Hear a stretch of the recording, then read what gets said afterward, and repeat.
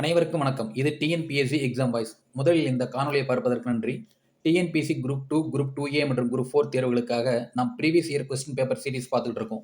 வெறும் கேள்வி பதில் மட்டும் பார்ப்பது மட்டுமல்லாமல் தேவையான விளக்கம் சேர்த்து ஒரு தொடராக டிஎன்பிஎஸ்சி சிலபஸ் அடிப்படையில் பார்த்துக்கிட்டு இருக்கோம். இந்த காணொலி உங்களிடம் வந்து சேர்வதற்கு இரவு பகல் பாராத தயாரிப்பு மூலமே இருக்கிறது. அதற்கு அங்கீகாரமாக இந்த சேனலை சப்ஸ்கிரைப் செய்யுங்கள், லைக் பண்ணுங்க, மற்றவங்களுக்கு ஷேர் பண்ணுங்க, நிறைய குறைகளை கமெண்ட்ஸ் பண்ணுங்க. அதுவே இன்னும் சிறப்பான எளிமையான வீடியோக்கள் வருவதற்கு ஒரு உந்துதலாக இருக்கும். வாங்க பாடத்துக்குள் போகலாம். இந்த வகுப்பில் வேர்ச்சொல் அப்படிங்கிற பாடத்தோட இரண்டாம் பகுதி நம்ம பார்க்குறோம்.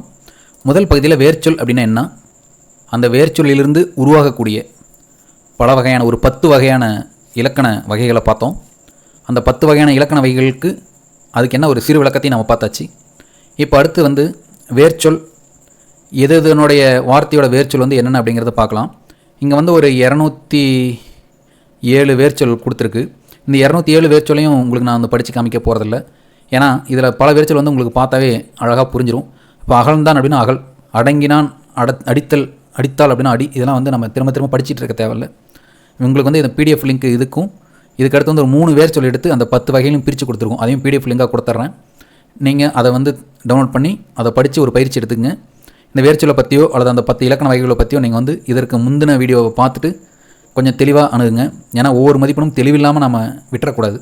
தெளிவாக நம்ம தெரிஞ்சுக்கிட்டு நம்ம வந்து தேர்வு எழுதும் பொழுது நிச்சயமாக அதில் நம்ம குழப்பம் ஏற்படாமல் இருக்கும். சரி, இங்கே வந்து ஒரு குறிப்பிட்ட வேர்ச்சொல் மட்டும் பார்க்குறேன். மீதி எல்லாமே உங்களுக்கு பிடிஎஃபில் கொடுத்துறோம், டவுன்லோட் பண்ணி நீங்கள் பார்த்துங்க. அதில் ஒன்று ஃபஸ்ட்டிலேருந்து பார்க்கணும் அப்படின்னா, அகன்று அப்படிங்கிற அந்த ஒரு சொல்லுக்கு அகல் அப்படிங்கிறதான் வேர்ச்சொல். அரியது அப்படிங்கிற ஒரு சொல்லுக்கு அரின்னு நம்ம போடக்கூடாது. அரி அப்படிங்கிறது வந்து அறிந்து அப்படிங்கிறதுக்கு தான் அரி அப்படிங்கிறது வருது. எப்போ அந்த விஷயத்தை அரி அப்படின்னு சொல்லி நம்ம கட்டளை கொடுக்குறோம்ல. ஏன்னா வேர்ச்சொல்லை பொறுத்த வரைக்கும் வந்து ஏவல் சொல் தான், கட்டளை சொல் தான். ஆனால் இந்த அரியதுக்குங்கிறது வந்து அரின்னு சொல்ல முடியாது, அருமை அப்படிங்கிற வேர்ச்சொல். இதனால் தெளிவாக தெரிஞ்சுக்கங்க. அதே மாதிரி ஆண்டாள் அப்படின்னா ஆண்னு நமக்கு இது வேர்ச்சொல் போட்டக்கூடாது. ஆள், ஆண்டனாலும் ஆள் தான், ஆண்டாள்னாலும் ஆள் தான், இது நல்லா தெரிஞ்சுக்கணும். ஆண்டாள்னு சொன்னால் ஆண்டு அப்படின்னு போடக்கூடாது. ஆண்டு அப்படிங்கிறதுல எந்த ஒரு ஏவலும் கிடையாது. ஆள், ஆள்னா ஆள்பவர்னு வச்சிங்களேன். ஆண்டாள்னா ஆண்டவள்னு வச்சிங்க. அதை விஷயத்தை வந்து ஆள்பவள் தான் ஆண்டாள்னு நம்ம சொல்கிறோம். அப்போ ஆள்னு சொல்லிட்டு தான் நம்ம ஏவல் சொல்ல முடியும். அப்போ இதுக்கு வந்து ஆள் அப்படிங்கிறது சரியான வேர்ச்சொல். இனிது அப்படிங்கிறப்போ வந்து இனின்னு நம்ம சொல்லக்கூடாது. இனிமை, இனிதுங்கிறதோட வேர்ச்சொல் வந்து இனிமை அப்படிங்கிறதான் சரி. இனிப்புக்கும் அதே மாதிரி இனிமை அப்படிங்கிறதான் சரி. இதில் வந்து வேறு எதுவும் மாற்றி சொல்லக்கூடாது. அதே மாதிரி ஈந்தது அப்படிங்கிறப்போ வந்து ஈ அப்படிங்கிறதான் சரி. ஈன் அப்படின்னா ஈங்கிறதான் சரி. ஈன்ற அப்படிங்கிற ஒரு வார்த்தைக்கு வேர்ச்சொல் வந்து ஈன்று அப்படின்னு சொல்லியிருக்காங்க.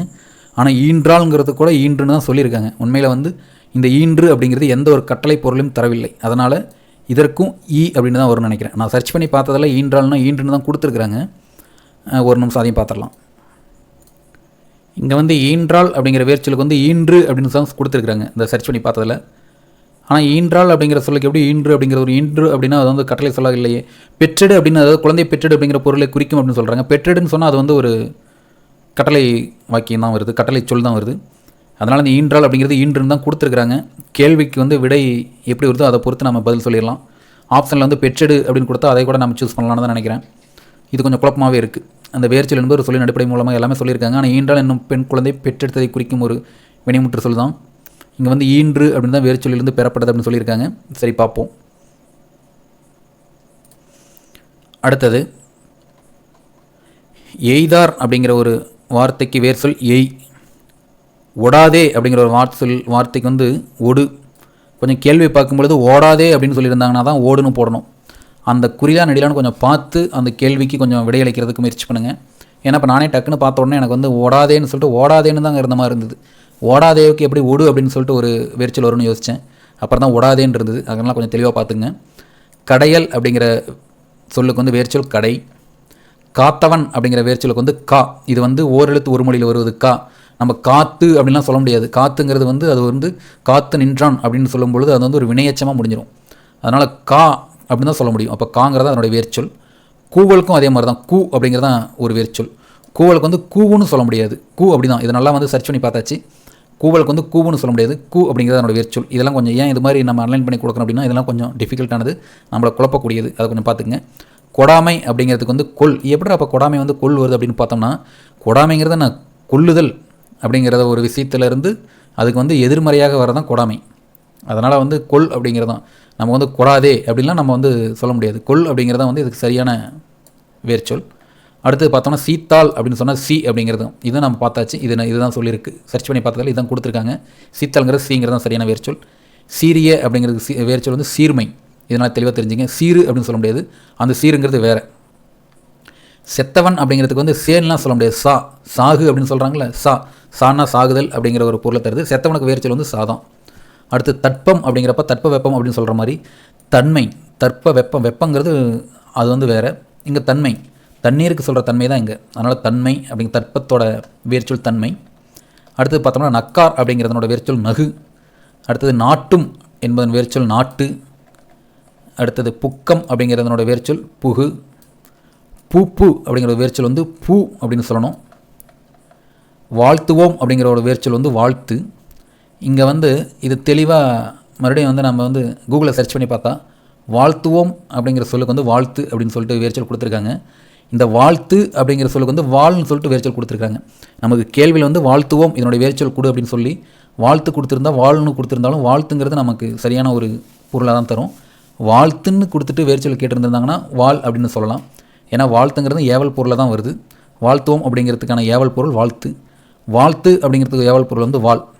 இதை பார்த்தாச்சு. அதை நீங்கள் கூட சர்ச் பண்ணி பார்த்து அதனுடைய அர்த்தத்தை புரிஞ்சிங்க. மற்றபடி வந்து இது எல்லாமே நீங்கள் பார்த்தாவே உங்களுக்கு புரியுறது தான். இப்போ பாடுவாளுங்கிறது பாடு அப்படிங்கிறது வேர்ச்சொல் உங்களுக்கு தெரியும். நுகர்ந்துங்கிறதுக்கு நுகர்னு தெரியும். நீண்டங்கிறதுக்கு நீள்னு உங்களுக்கு தெரியும். அதனால் இந்த பிடிஎஃபை நான் வந்து டிஸ்கிரிப்ஷனில் கொடுக்குறேன். அந்த லிங்க் நீங்கள் டவுன்லோட் பண்ணி இது ஒருத்தர் நீங்கள் சும்மா கோத்ரூ பண்ணிக்கங்க. ஒன்றும் பெருசாக ஞாபகப்படுத்துகிற மாதிரி இருக்குது. தோண்டினான்னு சொன்னால் தோண்டின்னு தான் சொல்ல போகிறோம், வேறு ஒன்றும் சொல்ல போகிறதில்ல. சரி, அடுத்தது ஒரு 3 வேர்ச்சொல் எடுத்து அந்த 10 வகையான இலக்கணத்திற்கும் அது எப்படி வந்து அதில் மாறுது அப்படிங்கிறதுக்கு ஒரு உதாரணமாக இந்த இது கொடுத்துருக்கு. இதில் வந்து வேர்ச்சொல் அந்த 10 வகையான இலக்கணங்களையும் கொடுத்துருக்குறோம்.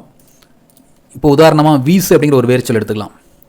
இந்த வீசுங்கிற வேர்ச்சொல் பெயரச்சம் முதற்கொண்டு இந்த 10 வகையான, அதாவது பெயரச்சம், எதிர்மறை பெயரச்சம், ஈறுகட்ட எதிர்மறை பெயரச்சம் சொல்லிட்டு இதில் வந்து 10 வகையான இலக்கண வகைகள் எப்படி மாறுதுன்னு பார்த்துக்கலாம். இங்கே வீசும் அப்படிங்கிறத ஒரு வேர்ச்சொல். பெயரச்சம் மாறும்பொழுது வீசி அப்படின்னு வரும். அதாவது ஆடியில் வீசிய காற்று, இங்கே வீசின்னு வரும்பொழுது அது வந்து பெயரச்சம். அதே எதிர்மறை பெயரச்சமாக வரும்பொழுது வீசிங்கிறது வீசாத அப்படின்னு வரும். கோடையில் வீசாத காற்று அப்படிங்கிறத வந்து இதுக்கு சரியான பொருள். ஈறுகட்ட எதிர்மறைச்சம் அப்படின்னு சொன்னோம்னா அந்த ஈறு கெட்டு போயிடும், கெட்டு போயிடும். இப்போ வீசா, பகலில் வீசா தென்றல் அப்படின்னு சொல்லலாம். அதே மாதிரி தொழிற்பெயரை பொறுத்த வரைக்கும் வீசுதல் அப்படிங்கிறது அவரோட தொழிற்பெயர். கவரி வீசுதல் வந்து அவரது பணி. அதாவது அரசருக்கு பக்கத்தில் இருந்து கவரி வீசிட்டு இருப்பாங்களே, அது அவரோட பணி, அவ்வளோதான். அதே மாதிரி வீசாதிருத்தல் அப்படிங்கிறப்ப கண்டபடி குப்பைகளை வீசாதிருத்தல் நல்லது. வீசுதல்ங்கிறது தொழில், அப்போ வீசாதிருத்தல் அதுக்கு எதிர்மறை தொழில், அவ்வளோதான்.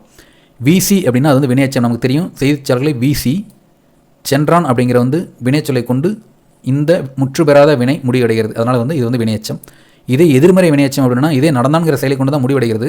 ஆனால் வீசுதல் அப்படிங்கிற வினை நடக்கல, அதுக்கு எதிர்மறையாக வீசாமல் அப்படிங்கிற ஒரு வினை நடந்திருக்கு. அப்போ கைகளை வீசாமல் நடந்தான் அப்படின்னா வீசாமல் அப்படிங்கிறது எதிர்மறை வினையச்சம்.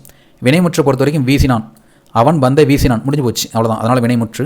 வேங்கோல் வினைமுற்றுனா வீசுக அப்படின்னு சொல்லலாம். தென்றலே இதமாக வீசுக அப்படின்னு நம்ம சொல்கிறோம்ல, அது வந்து வேங்கோல் வினைமுற்று. வினையால் அணையும் பெயர் அப்படின்னா வீசியவன், வீசியவள், வீசியவர் எல்லாமே அதில் வரும். மலர்களை என் மீது வீசியவன் யாரோ அப்படின்னு நம்ம கேள்வி கேட்குறோம்ல.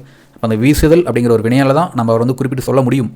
அப்போது இந்த வீசு அப்படிங்கிற இந்த ஒரு வேர்ச்சொல் 10 வகையாக இப்படிலாம் பிரிகிறது அப்படிங்கிறது தெரிஞ்சுக்கங்க. ஏன்னா இந்த வீசுங்கிற வேர்ச்சொல்லை கொடுத்துட்டு இந்த 10 வகையில் வந்து ஒன்று கேட்கலாம். வீசு என்ற வேர்ச்சொல்லின் தொழிற்பெயர் குறிப்பிடுக, வீசு என்ற வேர்ச்சொல்லின் வினையச்சம் குறிப்பிடுக, வேங்கோல் வினைமுற்று குறிப்பிடுக, வினையாளம் பெயர் குறிப்பிடுக, எப்படிலாம் கேள்வி வரலாம். இந்த மாதிரி நீங்கள் பயிற்சி எடுத்துட்டீங்க அப்படின்னா எந்த கேள்வியாக இருந்தாலும் அப்படி தள்ளிட்டு போயிட்டே இருக்கலாம் நீங்கள். அதே மாதிரி ஓடு அப்படிங்கிற ஒரு வேர்ச்சொல்லிருந்து எடுத்துக்கலாம். இதனுடைய பெயரச்சம் பார்த்திங்கன்னா ஓடிய, மெதுவாக ஓடிய வண்டி. இதனுடைய எதிர்மறை பெயரச்சம் ஓடாத, விரைவாக ஓடாத சிறுவன். இதனுடைய ஈறுகட்ட எதிர்மறை பெயரச்சம் ஓடா, கெட்டு போயிடும், ஓடா குதிரை. இதனுடைய தொழில் பெயர் பார்த்தோம்னா ஓடுதல், விரைந்து ஓடுதல் வீரனுக்கு அழகு. இதனுடைய எதிர்மறை தொழில் பெயர் என்னென்னு பார்த்தோம்னா ஓடாதிருத்தல், சாலையின் குறுக்கே ஓடாதிருத்தல் பாதுகாப்பானது. வினையச்சம் எடுத்துக்கிட்டோம்னா ஓடி, விரைந்து ஓடி வந்தான். எதிர்மறை வினைச்சத்தம் எடுத்துட்டிங்கன்னா ஓடாமல், ஈரநிலத்தில் ஓடாமல் நடந்தான். நல்லா ஞாபகம் வச்சுங்க. எதிர்மறை தொழில் பெயருங்கிறது வந்து ஓடாது இருத்தல், அது வந்து ஒரு தொழில், அதை அப்படியே சொல்லிடலாம், ஓடாது இருத்தல்னு சொல்லிடலாம். ஆனால் எதிர்மறை வினைச்சம் அப்படிங்கிறது ஓடாமல், ஓடாது இருத்தல் பாதுகாப்பானதுன்னு தான் முடியுது. அதனால் வந்து எதிர்மறை தொழில் பெயர் தான். ஓடாமல் நடந்தான், அவன் வந்து அந்த ஈர நிலத்தில் வந்து வலிக்கி விட்டுன்னு சொல்லிட்டு ஓடாமல் நடந்தான்னு சொல்கிறோம்ல. இந்த ஓடாமல் நடந்தான்ங்கிறது இந்த வினை, இந்த வினைக்கு வந்து எதிர்மறையான வினையச்சம் அப்படிங்கிறது தான் அது பொருள். வினை முற்றுனா ஓடினான், பேருந்தை நோக்கி ஓடினான், முடிஞ்சு போச்சு வேலை.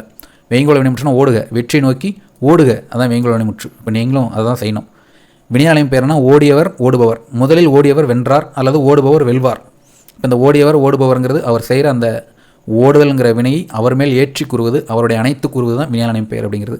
அடுத்த வார்த்தை ஒரு 3 வார்த்தை ஏன் சொல்கிறேன் அப்படின்னா, இப்போலாம் நீங்கள் மாறும்னு தெரிஞ்சுக்கிட்டிங்கன்னா உங்களுக்கு அதிலிருந்து மாற்றுறதுக்கு ரொம்ப ஈஸியாக இருக்கும் அப்படிங்கிறதுக்காக தான். அடுத்து வேர்ச்சொல் வந்து மர. மர அப்படிங்கிற வேர்ச்சொல்லோட பெயர்ச்சம் பார்த்தா மறந்த, கொடுத்ததை மறந்த வள்ளல். இப்போலாம் வள்ளல்லாம் வந்து கொடுத்ததை மறந்துடுறாங்க. ஆனால் இப்போ நிறைய பேர் வந்து கொடுத்துட்டு அதை வீடியோ எடுத்து போடுறாங்க, அது வேறு. இப்போ கொடுத்ததை மறந்த வள்ளல் அப்படிங்கிறது இந்த மறந்தங்கிறது பெயரச்சம். எதிர்மறை பெயரச்சம் பார்த்தா மறவாத, கடந்து வந்த பாதையை மறவாத நண்பன், அவன் தான் நமக்கு வேணும், அதனால் மறவாத அப்படிங்கிறது எதிர்மறை பெயரச்சம். ஈறுகட்ட எதிர்மறை பெயரச்சம் அப்படின்னா நன்றி மறவா நட்பண்பு. இந்த மறவா அப்படிங்கிறது தான் கெட்டு போயிடுச்சு, ஆனாலும் பொருள் தருதல்லவா, அதனால் ஈறுகட்ட எதிர்மறை பெயரச்சம். தொழில் பெயரை பொறுத்த வரைக்கும் மறத்தல், பகைமையை மறத்தல் நல்லது அப்படிங்கிறது தான் இதுக்கு பொருள். அடுத்தது எதிர்மறை தொழில் பெயர்ச்சம்னா மறத்தலுக்கு எதிர்மறை வந்து மறவாமை, மறக்கக்கூடாது அப்படிங்கிற மாதிரி மறவாமை. அப்போ நன்றி மறவாமை வேண்டும், நன்றி வந்து நீ மறந்துடக்கூடாது, பகையை நீ மறந்துடலாம் ஆனால் நன்றி நீ மறக்கக்கூடாது அப்படிங்கிற மாதிரி இதனோட பொருள். வினையச்சத்தை பொறுத்த வரைக்கும் மறந்து, கொடுத்ததை மறந்து விட்டான், மறந்துக்கு அப்புறம் விட்டான் அப்படிங்கிற வந்து ஒரு வினைச்சொல்லை கொண்டு முடிவடைகிறது. இது மறந்து விட்டான் அப்படிங்கிறப்ப அதனுடைய வினையச்சம். எதிர்மறை வினைச்சம் அப்படின்னா மறவாமல் செய்தான், சொன்னதை மறவாமல் செய்தான், செய்தான்ங்கிறது ஒரு வினை தான். மறவாமல் அப்படிங்கிறது வந்து மறத்தல் அப்படிங்கிற ஒரு வினையிலிருந்து முற்று பெறாத ஒரு வினைச்சொல், ஆனால் எதிர்மறையாக வருவது, அதனால் சொன்னதை மறவாமல் செய்தான். இங்கே மறவாமல் அப்படிங்கிறது வந்து எதிர்மறை வினையச்சம். மர அப்படிங்கிறது வந்து ஒரு வேறு சொல்லிலிருந்து எதிர்மறை வினையச்சத்தை உருவாக்குக அப்படின்னு சொன்னாங்கன்னா மறவாமலும் கொடுத்துருக்கலாம், மறவாமைன்னு கொடுத்துருக்கலாம். மறவாமை அப்படிங்கிறது வந்து ஒரு பர்டிகுலரான ஒரு தொழில். மறவாமல் அப்படின்னு மறவாமைக்கு அப்புறம் மறவாமை நன்றுன்னு வேணால் சொல்லலாம், ஆனால் அதுக்கு பின்னாடி வந்து ஒரு வினை சொல் முடியல. ஆனால் மறவாமல் அப்படிங்கிறதுக்கு பின்னாடி வந்து ஒரு வினைச்சொல் முடிஞ்சால் தான் அந்த வாக்கியம் முடியுது. அதனால் இந்த குழப்பமும் வந்துச்சுன்னா அங்கே கொஞ்சம் தெளிவாக இதை அனலைஸ் பண்ணிக்கங்க. வினைமுற்று பொறுத்த வரைக்கும் மறந்தான், கண்களை பார்த்ததும் பேசுவதை மறந்தான் அப்படின்னு சொல்கிறோம். அடுத்தது வேங்கோல் வினைமுற்று பொறுத்த வரைக்கும் மரக, சுதந்திரம் வந்தது, அடிமைத்தனத்தை மரக. மரக, இந்த மரகங்கிறது சரியான ஒரு வார்த்தை தான். மறக்க அப்படிங்கிறது சரியாக வருமானு தெரியல, நம்ம சர்ச் பண்ணி பார்த்ததில்ல. இந்த மர அப்படிங்கிறோட வேங்கோல் வினைமுற்று மரக தான். அடுத்தது வினையாளனை பெயர் அப்படின்னா மர அப்படிங்கிற வேர்ச்சொலுக்கு வினையாளனை பெயர் வந்து மறப்பவர், படித்ததை மறப்பவர் தோல்வியடைவார். அதனால தான் நான் சொல்கிறேன், திரும்ப ரிவிஷன் பண்ணிக்கங்க, எளிமையான விஷயங்களை கொஞ்சம் மனசில் ஏற்றிங்க. என்னை பொறுத்த வரைக்கும் ஒரே கான்செப்ட் என்னென்னா, ஒரு டெஸ்ட் பேஜ் ஒன்று கிரியேட் பண்ணிவிட்டு ஒரு பக்கத்தை எடுத்து ஒரு பாடத்தை எடுத்து அப்படியே ஒரு பக்கத்தை திருப்பினா அதுலேருந்து ஒரு கேள்வி எடுக்கலாம், அது ரொம்ப எளிது. ஆனால் உங்களுக்கு கொடுக்குற இன்புட் வந்து எவ்வளோ எளிதாக உங்களுக்குள்ளே போகுமோ அதனால தான் வேகமாக அவுட்புட் வெளியில் வரும். அந்த இன்புட்டை கொடுக்கறதுக்காக தான் இந்த டெஸ்ட் பேஜ் இது மாதிரிலாம் எதுவுமே பண்ணாமல் முடிஞ்ச வரைக்கும் ஒரு ஷார்ட்கட்டோட எளிமையாக வந்து இன்புட்டை உங்கள்கிட்ட கொடுத்துக்கிட்டே இருக்கணும். அதற்கு பிறகு அந்த அவுட்புட்டை வெளியில் எடுக்கணும். ஏன்னா எளிமையாக உங்களுக்கு புரிஞ்சிச்சுன்னா அவுட்புட்டை ஈஸியாக வெளியில் வந்துடும். நமக்கு நல்லா புரிஞ்சிச்சுன்னா தான் நம்ம வந்து தேர்வில் நல்ல மதிப்பெண் பெற முடியும். எப்படி அப்படின்னா நல்லா புரிஞ்ச விஷயத்தை வந்து எழுதுவதற்கு குறைவான நேரம் தான் தேவைப்படும். அப்போ வந்து இந்த தமிழ் மற்றபடி இந்த ஹிஸ்ட்ரி ஜியாகிரஃபி இதெல்லாமே கொஞ்சம் விரிவாக நீங்கள் எழுதிட்டிங்கன்னா மேக்ஸை பொறுத்த வரைக்கும் அதுக்கு டைம் கிடைக்கும். அதனால் கொஞ்சம் எளிதாக என்னால் என்ன முடியணுமோ அதை நான் செஞ்சிகிட்ருக்கேன். இப்போ இந்த வீடியோவில் வந்து வேர்ச்சொல்லேருந்து அதனுடைய அந்த 10 வகைகளை பிரியுது. இது எல்லாமே நம்ம ஓரளவுக்கு உங்களுக்கு தெரிஞ்சிருக்கும்னு நினைக்கிறேன். இதற்கு பிறகு வந்து ஒரு 346 ப்ரீவியஸ் இயர் கொஸ்டின் இருக்குது. இந்த 346 ப்ரீவியஸ் இயர் கொஸ்டின் பேப்பர் கிட்டத்தட்ட வந்து ஒரு 85 தேர்வுகள், ஒரு 20 ஆண்டுகளுக்கு நடந்த அனைத்து தமிழ் தேர்வுகளையும், கிட்டத்தட்ட இதுக்கு மேலே தமிழ் தேர்வுகளே இல்லை அப்படிங்கிற அளவுக்கு அதிலிருந்து ப்ரீவியஸ் இயர் கொஸ்டின் பேப்பர் எடுத்து அந்த ஒவ்வொரு கொஸ்டின் பேப்பர்லையும் இருக்கிற ஒவ்வொரு கேள்வியும் படித்து அந்த ஒவ்வொரு கேள்வியும் எந்தெந்த பக்கத்தில் இருக்கிறதுன்னு எடுத்து அது எல்லாமே ஸ்ப்ளிட் பண்ணி அந்த ஸ்ப்ளிட் பண்ணது எல்லாமே ஒரே பிடிஎஃபாக மாற்றி இதற்கான உழைப்பெல்லாம் போட்டு தான் இந்த ஒரு இது உருவாக்கி இருக்குது. இந்த ப்ரீவியஸ் இயர் கொஸ்டின் பேப்பர் தான் ரொம்ப ரொம்ப உங்களுக்கு முக்கியம் அப்படிங்கிற தேவையை உணர்ந்து தான் இந்த இது உருவாக்கியிருக்கு. இதில் நம்ம அழகாக நம்ம வந்து பார்த்துட்டு எதற்கு எப்படி நம்ம கேள்வி கேட்டிருக்காங்க. இப்போ உதாரணத்துக்கு வந்து வேர்ச்சொல்லின் வினையாளயம் பெயர் காண்க. உணர் அப்படிங்கிறது வேர்ச்சொல் வினையாளயம் பெயர்னா உணர்ந்தவர் தான் அந்த வினையை அணைஞ்சிருக்கிறார். அதனால தான் இப்போ உணர்ந்து வருந்தினான் அப்படிங்கிறப்போ உணர்ந்துங்கிறது எதாவது வருது, வருந்துதல் அப்படிங்கிற வினைச்சொல்லை கொண்டு முடிவடைகிறது. இது வந்து வினையச்சம். உணர்ந்த மனைவியின் அன்பை உணர்ந்த கணவன் அப்படின்னு வச்சுங்க. இந்த கணவனுங்கிறது ஒரு பெயர் சொல். அப்போ உணர்ந்துங்கிறது என்னது, பேரச்சம். உணர்ந்தான் முடிஞ்சு போச்சு. இது வந்து ஒரு தொழிற்பெயர். அப்போது வினையாளனின் பெயர் வந்து இது உணர்ந்தோர். இது மாதிரி வந்து அந்த 346 கேள்விகளையும் நம்ம பார்த்தோம் அப்படின்னா இதை விட ஒரு சிறந்த பயிற்சி உங்களுக்கு தேவைப்படாது. இந்த ப்ரீவியஸ் இயர் கொஸ்டின் பேப்பரை பொறுத்த வரைக்கும் உங்களுக்கு திரும்ப பயிற்சி பெற தான். எதுக்கு 346 கேள்வி நம்ம பார்க்கணும் அப்படிலாம் நினைக்காதீங்க. அது வந்து ஒரு கூடுதல் பயிற்சி தான். முடிஞ்ச வரைக்கும் வீடியோ முழுமையாக பாருங்கள், சப்ஸ்கிரைப் பண்ணுங்கள், ஷேர் பண்ணுங்கள். உழைப்புக்கு ஒரு அங்கீகாரம் உங்கள் மூலமாக கிடைக்கும். சரி, மீண்டும் அடுத்த வீடியோவில் சந்திப்போம். நன்றி. மீண்டும் சந்திப்போம். வெற்றி பெறும் வரை விடாமல் தொடர்வோம். நன்றி, வணக்கம்.